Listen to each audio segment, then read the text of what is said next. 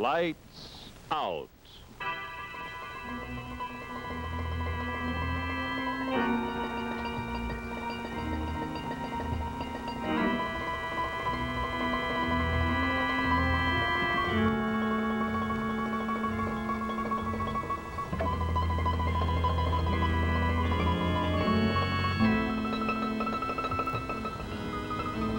Hello. Maybe you have never heard of a Dullagham? Some people hear of practically nothing else. People like Steve Denham, for example. Now, a Dullagham is a sort of thing not precisely human, not elfin exactly. But if you get a Dullagham mad, you're apt to remember it for the rest of your days. Yes, sir. Lights out.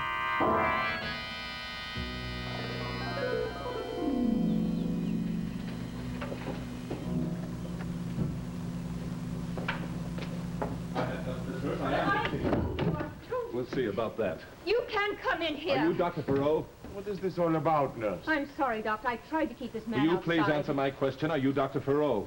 I believe so, yes. I demand to see Miss Reardon, Miss Catherine Reardon. That's all right, nurse. You may go. I'm very sorry, Doctor. No, not. You have Miss Reardon here, haven't you, Doctor? We have. May I ask your name, sir? My name is Denham, Stephen Denham. Dr. Farrow. Now, have your things?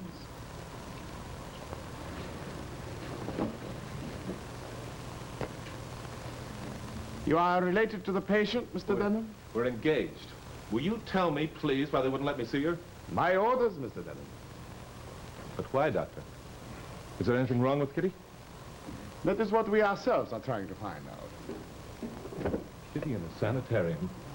I don't get it. She's not insane. She's not even neurotic. Miss Reardon may not be demented, but she shows definite signs of instability. In what way? She appears to be suffering from a strange trauma. Hallucination, I believe you would call it. Tell me, how long have you known Miss Reardon? About 6 months, I guess. She was up home in Boston. She was working as a stenographer when I met her. When did you last see her? Over 10 days ago. Her father died. She came immediately to New York. How did you happen to follow her here? Well, I wrote several letters, tried to telephone her, couldn't reach her, so I followed her. I traced her up here. What do you know of her background, Mr. Denham? Not very much. She never talked about her background or her family. I didn't know she had a father until he died. I see. Doctor, will you please tell me what this is all about? Mr. Denham, did you ever hear of a Dullaghan? A what? Dullaghan. No. Miss Reardon never at any time mentioned to you Dullaghan? No. Why? What is a Dullagham?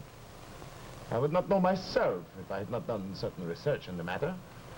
A Dullaghan is a cousin to a leprechaun. It is a sort of mischievous elf or fairy found in Irish folklore. It is said to inhabit the trees and fields and forests of certain counties of Ireland, and at night it comes out and bedevils the humans found in its vicinity. Would you please tell me what nonsense this is? What has it got to do with Kitty? The strangest part of Miss Reardon's case is she claims to be possessed by one of these Dullaghans. Possessed? She continually complains of severe headaches. And this Dullaghan, you understand, is supposed to have entered her head by way of her mouth, and its mischievous behavior is what causes these severe headaches. Good Lord. She must be insane. Oh, no, I'm happy to say I do not agree with you. In my examinations, I found Miss Reardon to be quite sane. My electroencephalograms show no signs of any pathological disturbances whatsoever. Well, then what is the matter, Doctor? I am not sure, but with you here, she may be willing to talk more freely. Up until now, we've known absolutely nothing about her except the few isolated facts she was able to give us when she came to us. Excuse me, I call. I'm sorry. Will you have Miss Catherine Reardon brought to my office at once, please? Thank you. Mr. Denham, there are certain facts I feel I should tell you about your fiancée. She does not look at all well. She's lost considerable weight in the short time she's been with us. Another thing, in case she goes into shock, you must be prepared for something strange and rather frightening. Something strange. Yes. Frankly, I do not know myself exactly what happens. And if I described it to you, you would not believe me. Huh? There should be some means of finding it out, but so far I have not found it. Well, tell me, Doctor, what happens? I would rather you saw it for yourself, if and when it does happen. Excuse me. Won't you sit down, Miss Reardon? Thank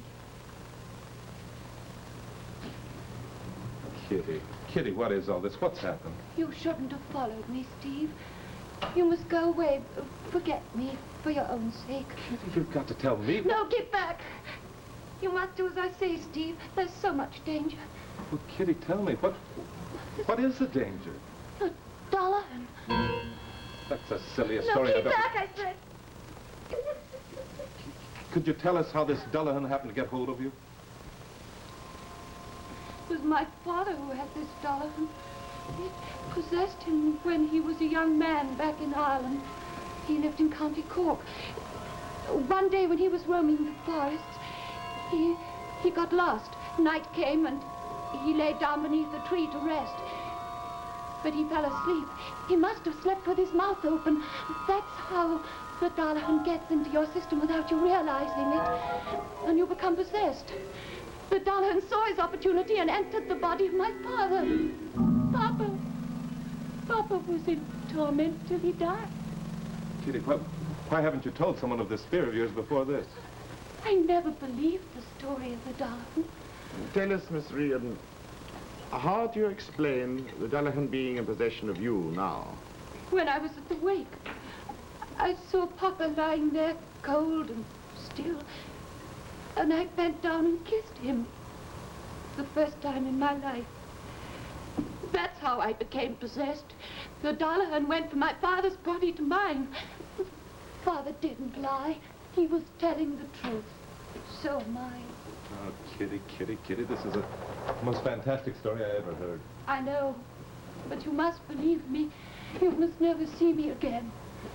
Miss Reardon, before you go back to your room, I would like to make another electroencephalogram. Yes? No, I'm not insane, Dr. Oh, Powell. please. I'm not insane. Miss Reardon, I have every reason to believe you. I need, however, for my records, yes? Please, ma'am. Very well. I'm so tired, I want to go back to my room. Yes, very soon, if you'll sit here now, please. As soon as possible. Very quickly with it. Now. So. Yes, a little closer, please. Can you move this way a little bit? That's it. That doesn't hurt, no? Just relax. Be comfortable. There. Now, Mr. Denham, if you come over here, please. Of course. This may be of interest to you. Are you ready, Miss Reardon? Yes, Doctor.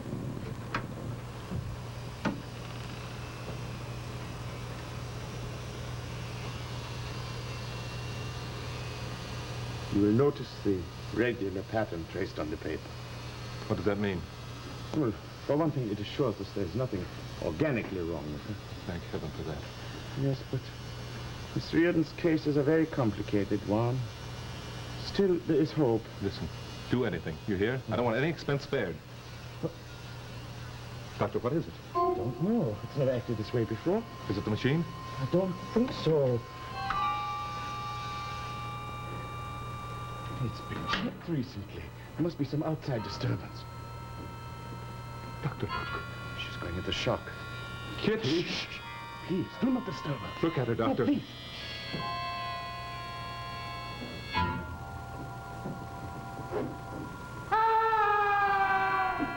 Try and get me out, you mortal. Try and get me out, you fool. Just try.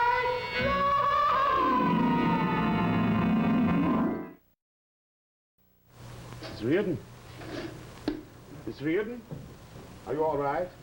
All right? Yes, I suppose I am. Why, what happened? You fainted. I fainted? Yes. Yes.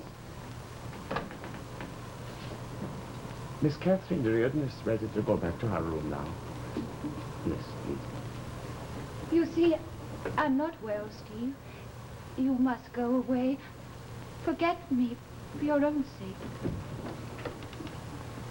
Thank you, Miss. You will go with the nurse, please, Miss Reardon. She will take you back to your room. Thank you.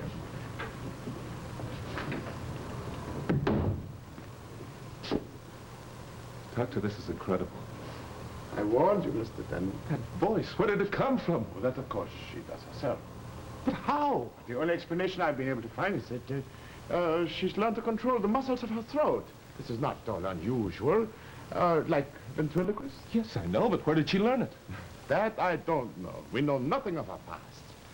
But that's what makes it so difficult to treat her.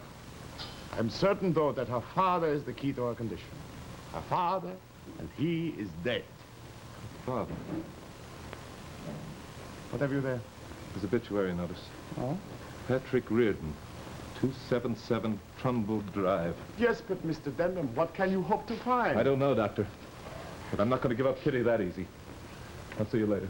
Yes, Mr. Denman, please, be good enough to let me know what you do discover. Oh, just a minute. Just a minute. Oh. There. Now, that's right. Yes, young man? Are you the landlady? Oh, yes. You want to see about the vacancy? Yes, if you please. All right, then. Come in. Thank you. Oh, I was just starting to clean up a little when you knocked. Oh, I'm sure you'll find the room satisfactory.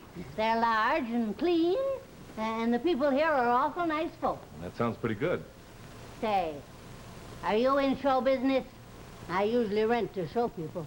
Yes. As a matter of fact, I am. Oh, that's fine. Oh, sit down, young man. Sit down. Thank you. Oh, what's your line, Mr. Denham. Denham? Oh, acrobat? No, I'm an actor. Oh, well, isn't that nice? What show you working with? Well, I'm afraid I'm not working just at present, you see. How many of us are these days? No. I used to be in show business, too, you know. Were you? Madam Flora, I was billed as. Well. Oh, yeah, I even played the palace once. Oh, that was before your time. We had a mind reading act. And my husband used to go down into the audience and pick up things, and I'd have to guess what they were. Well. Oh, he's dead now. God rest his soul. I saw it in the cards. I used to tell fortunes, too, you know, on the side. Did you? I was pretty good at it, if I do say it myself. Still am. Say, would you like me to tell you your fortune? Oh, no, thanks. I don't Oh, think I... come on, I know. You're down on your luck. Now, let's see now. What do the cards say? Oh, I used to thrill 'em with this one. Madam Flora, I didn't mention it to you, but your place here was recommended to me by an old friend. Pat Reardon? Pat Reardon? Yes. Oh, Lord. He lived here for years. Oh, my dear boy. Didn't you know? Oh, yes. I did hear. He died a couple of weeks ago. Yeah. Tell me, did you know him? I mean, very well. Oh, as well as anybody could, I suppose. He kept to himself all the time. A little cold for my taste. I understood he had a daughter. Oh, yeah, Catherine. Very pretty girl. Gee, I wonder whatever became of her. Oh, I know. She was always alone, poor child. Tell me, did Pat have any close friends that used to drop in occasionally? He certainly did not. He wouldn't let anybody get close to him. Not even his own daughter. Never kissed her. Showed her any affection the way you think a father would. Cold as ice, I always thought he was. Not like the Irish at all. Not like show business either, huh? No.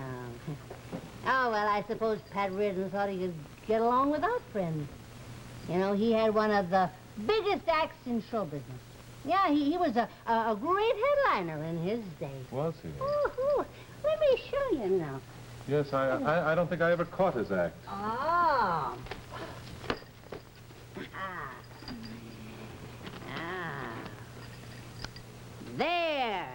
There was a ventriloquist. What did you say? A ventriloquist. You know, with the voice. yes, I remember now. Well, he was a remarkable artist. You really couldn't see his lips move. No, they made a wonderful pair. Him and Dullaghan. Who did you say? Dullaghan. The dummy. That's what Pat called him. Oh, Dullaghan. Yeah. Funny name to call a dummy, isn't it? Yeah. You know, I think Pat hated him. Well, that's easy to understand. He probably was jealous of the dummy being the star of the act. Yeah, he was the whole show. That's right. Oh, Pat loathed him. You know, sometimes when Pat had had one drink too many, he'd say that Dullaghan ruined his whole life. Why, after Kitty left, he threw the poor dummy out of the window. Well, did that end his ventriloquism? Well, I don't know about that. It ended the act. Oh, I took the dummy back to him, you know, but he just slammed the door in my face.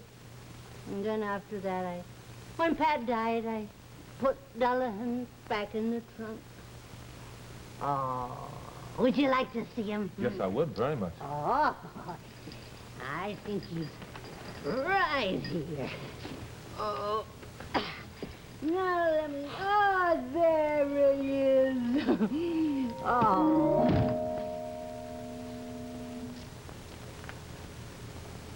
Now, you know, for all their fights, I think that little fellow was closer to Pat Reardon than anybody else in his life.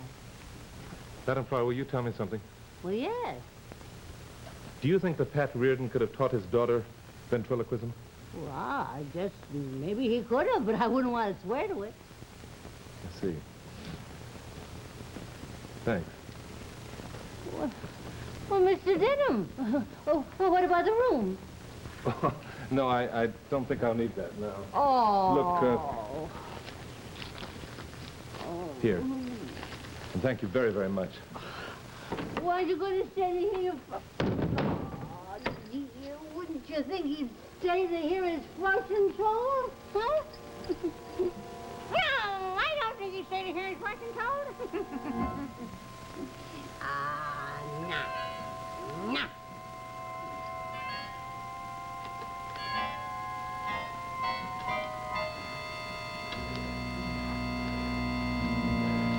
Mr. Denham!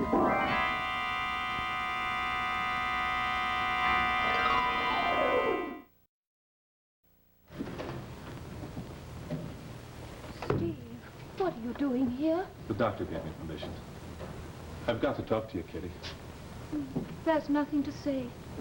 You must go away and forget me, Steve. You must... No, Kitty, no. listen to me. There's nothing wrong with you. There's absolutely nothing wrong with you. I can prove I it. don't believe it. You're lying to me. You're trying to You've got to deceive believe me. it, darling. It's true. I just came from your father's house. My father? Yes. What were you doing there, Steve? There's nothing real about this Dullagham. I saw him. He's nothing but a piece of wood and plaster. An absolute dummy. You saw him? Yes. No, he's in my head. I can feel him. He's laughing Kitty, at you've got to me. listen to me. Do you remember what your father was? Do you? My father? Yes. No, I can't. He was a ventriloquist. Don't you remember, Kitty? A ventriloquist. I remember now. He had a dummy he called Mr. Dullaghan. That's right, darling. But Father wasn't really a ventriloquist, Steve. The voice the audience heard was the real Dullaghan, the spirit that possessed Papa. Your father neglected you, and now you're taking a childhood hurt out on a dummy. I know now why he neglected me. He was trying to protect me from the Dullaghan. He never loved anyone in his life. As a child, he paid more attention to the dummy than he paid to you. No, it's not true. He did love me. That's why he stayed away from me. He was afraid the Dullaghan might get me. Kitty, that's what you want to believe. That's why you've made up this Dullagham in your mind. It doesn't exist. It's just make-believe, to make believe your father loved you. But these headaches. Yes, seeing your father lying dead brought back all these old stories to you, darling. Oh, Kitty, You've got to let Dr. Farrell and me help you for both of our sakes. I want to believe you, Steve. Really, I do, but I'm so afraid. But, darling, there's nothing, absolutely nothing to be afraid of. If only I could be sure. Kitty, I'm not going to let you go. Please, darling. You're going to be all right. Am I, Steve? You bet you are. I do want to get well. Really, I do. Kitty, we're going back to Boston. We're going to get married, just the way we planned to do. I love you, Steve. Really, I do. Kitty, I'm not going to leave you. I'm not going to leave you till you're completely cured. No, Steve, don't ever leave me. Ever. Darling? What? What is it? My head. What's the matter? My head. No, darling. You mustn't. You mustn't think about it. Kitty, don't think about it. Don't think about it.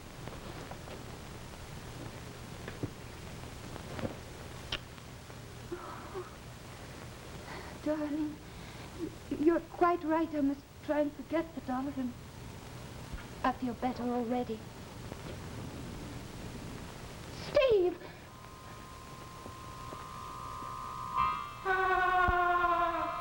We'll see who's made of wood and plaster, me kind mortal.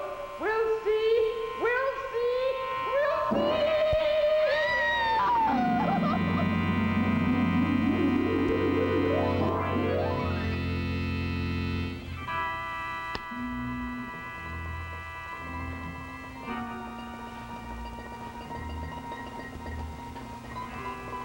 Now remember, you mustn't believe in pixies, or leprechauns, or elves, or Dullaghans.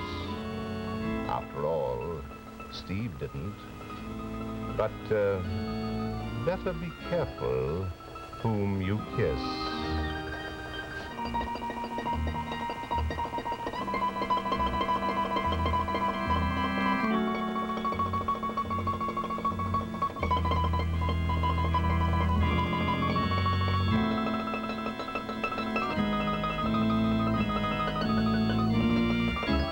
NBC Television.